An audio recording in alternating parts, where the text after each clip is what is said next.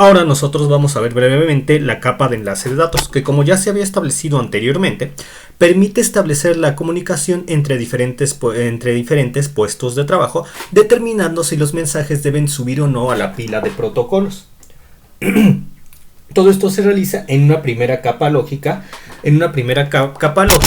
y luego dicen los conceptos que hay por encima del bit del cable. Ese concepto por encima del bit del cable no puede quedar muy bien definido en una presentación como esta, dado que suele resultar un poco confusa. Es por ello que esto solamente servirá de introducción para darnos una idea de la capa que es inmediatamente superior a la capa física, la capa de enlace de datos. Lo que sí puedo hacerles quedar claro es que esta capa nos permite determinar si en un determinado momento es bueno no subir el mensaje a los medios de transmisión de tal forma que no se generen demasiadas colisiones cuando se envían mensaje, cuando varios dispositivos quieren mandar mensajes por el mismo medio de comunicación. Es por eso que esta capa proporciona un control de flujo, evita colisiones y trata de mantener un orden en el envío de las secuencias de información a través de los diferentes medios de comunicación, que esto es muy común cuando manejamos redes de computadoras, porque tenemos muchos dispositivos finales conectándose a los servidores o conectándose entre ellos mismos. La capa de enlace de datos, además de proporcionar control de flujo y una secuencia en la cual debe ser enviada la información, está dividida en dos subcapas, la cual es la LLC, Logical Link Control, y la capa MAC. La primera capa mencionada se encarga principalmente de hacer el encapsulamiento de la información. ¿Y por qué la información debe ser encapsulada? Porque dicho encapsulamiento nos va a permitir posteriormente identificar si de la aplicación de origen o el dispositivo de origen del cual viene la petición de un servicio, cuándo fue enviado, la ruta que tomó, y eso es muy importante para determinar si este mensaje tiene prioridad o no de ser enviado por encima de otros mensajes enviados de otras aplicaciones o de otros sistemas terminales, como son computadoras, móviles. Luego vendría la otra subcapa de la capa de enlace de datos, que es la capa MAC, responsable del acceso al medio. Es la que nos permite decir si en efecto el mensaje debe ser subido a la pila de protocolos para posteriormente tener el derecho de viajar a través del medio. Es lo que nos va a ayudar mucho para poder saberlo. Como les estaba diciendo, es su prioridad, pero para poder determinar la prioridad de estos mensajes ya se hablará en posteriores videotutoriales haciendo énfasis en todo esto. Aquí se puede ver brevemente con lo que aquí se puede, a través de estos enunciados, ver brevemente lo que les acabo de explicar.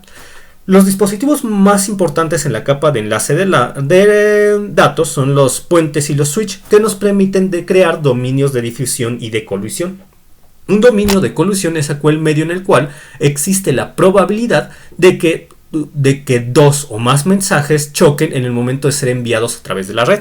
Cuando ocurren este tipo de situaciones, se deben configurar algoritmos que nos permitan saber en caso de que ocurra. Bueno, primero tratar de que el algoritmo se programa con el fin de tratar de evitar de que ocurra el choque. En caso de ocurrir, esperar bajo qué criterios debe reenviarse el mensaje. Primero bajo qué criterios se debe esperar antes de enviar el siguiente mensaje. Bajo qué criterios se debe decidir si es conveniente volver a enviar el mensaje. Y una vez que sea configurado bajo estos dos criterios, ya poder enviar el mensaje. De todo esto es muy importante para la capa de enlace de datos, con el fin de tratar de que el control de flujo de envío de información sea lo más ordenado posible. Como decía, el dominio de colisiones, donde ocurren precisamente estas colisiones, y donde ocurren estas colisiones y donde es necesario programar algún algoritmo que nos permita evitar el mayor número de colisiones y, en caso de ocurrir, cómo solucionarlas a través de los criterios que les acabo de mencionar. Luego vendrían los dominios de difusión, que nos permiten establecer el número de caminos que una información puede repetir, el número de caminos que un determinado mensaje puede ser reenviado, repetido o distribuido. Por eso es que se le llama dominio de difusión. Como les decía, estos dominios se ven de una forma mucho más amplia y de una forma más detallada en posteriores videotutoriales, si es que es necesario ahondar en esta capa. Como les decía, en estos meses no se va a ahondar tanto en la capa de enlaces de datos, donde se va a ahondar es en la capa de red. Así que a menos que ustedes me lo pidan, ahora ahondaré en la capa de enlace de datos, donde se vería más detalladamente todo el dominio de difusión, el dominio de colisión, todo esto. Aquí los dispositivos de evitar colisiones, dominios como sí, aquí se menciona brevemente en estos enunciados lo que les acabo de comentar. Dominios de colisión, dominios de difusión, puente switch, evitar colisiones. Tenemos ahora los dispositivos en esta capa. Almacenan en la memoria CAM las direcciones físicas de cada uno de los dispositivos asociados a un segmento de la red, conectadas directamente a un puerto determinado.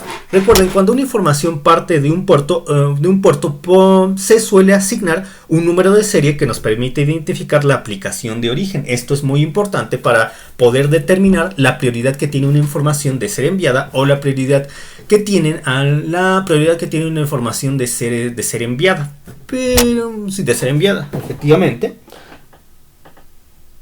De esta manera se identificará inmediatamente por qué puerto enviar la trama. Esto también es importante saber identificar por medio de los números o datos que se asigna a la información una vez que es enviada, para que así exista un adecuado control de flujo en la información. Si el dispositivo de destino está en el mismo segmento que en el dispositivo de origen, el viaje de la información resulta muy práctico y casi, a pesar de que esto se considera un dominio de colisión, el número de colisiones no resulta tan elevado, porque el dispositivo de origen y el dispositivo de destino, para estar conectados entre sí, no necesitan recorrer una larga distancia entre comillas, porque en sí lo que define la distancia en lo que vendría siendo las redes de computadoras no es en sí la distancia en metros, sino que se toman en cuenta determinadas métricas que determinan la distancia, por así decirlo. Pero como les estaba comentando, esto se verá más a fondo en los siguientes videotutoriales. Y esto es muy importante, lo que viene a continuación. Si la dirección de destino es desconocido para el switch, entonces por medio de mensajes broadcast se envía una trama a todos los segmentos, excepto al segmento de origen, con el fin de saber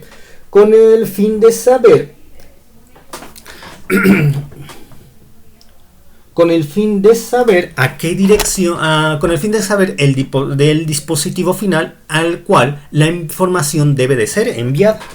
Bien, ahora tenemos lo siguiente.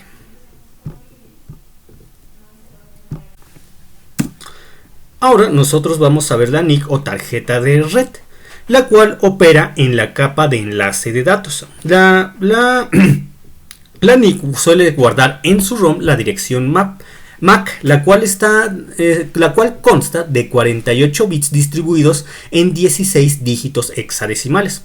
Los primeros 24 bits, es decir, los correspondientes a los primeros 8 dígitos hexadecimales, son un identificador proporcionado por el fabricante para el UI, para precisamente saber el fabricante de la tarjeta NIC, por medio de la OI, que significa Organization Unique Identifier. Los últimos 24 bits que están distribuidos en los últimos 8 dígitos hexadecimales son los encargados de definir el número de serie de la tarjeta de red. Y aquí tenemos un pequeño ejemplo de la dirección MAC, la cual les estoy comentando, que la NIC la suele guardar en su ROM. Tenemos que entonces los primeros 24 bits, que abarcarían de este punto a este punto, distribuidos en los 6 primeros dígitos hexadecimales, que nos permiten saber el fabricante del dispositivo a través de este segmento conocido como la UI, que es Organization Unique Identifier.